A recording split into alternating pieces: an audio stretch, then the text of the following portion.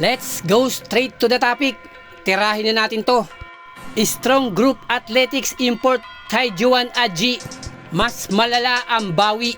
Sa kabila nga po ng mga issue na pinupukol sa SJ Import Chris McHolo na pinaratangan nagbebenta raw ng laban.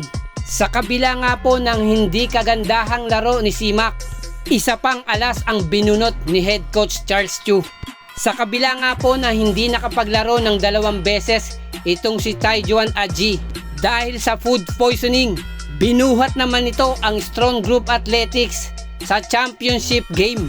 An American basketball player standing at 6'9", playing at the power forward position, naglaro sa NBL ng Bulgaria, ganun din sa Liga ng Israel, na sinundan nito ng kanyang paglalaro sa Germany. At bago pa makuha ito ng Strong Group Athletics, naglaro rin po ito sa Professional A ng French League, na pinanggalingan din po ng mga French All-Star Basketball na ngayon po ay naglalaro sa NBA. It's a big shoe to fill up nitong si Taejuan Aji, pero walang problema to.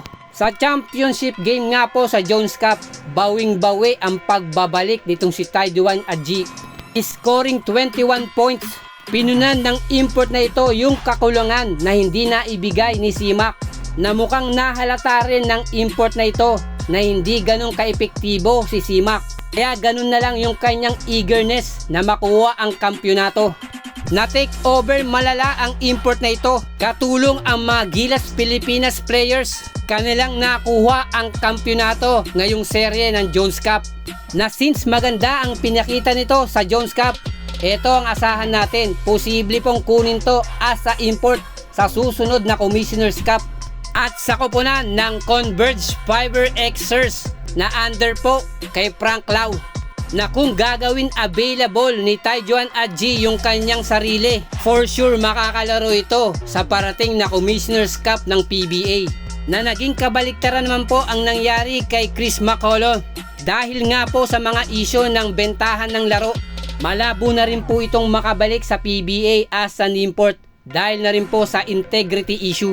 At yung pinakamasakit dito, mawawala na yung kanyang pagnanais na maging naturalized import ng Gilas Pilipinas.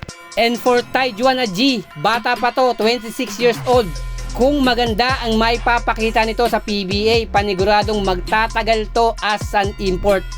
And beside, at his younger age, 26 years old, na ngayon pa nga lang po yung peak ng kanyang karir. Let's wait and see. Abangan natin tong import na ito. Siguradong mas lalakas pa ito.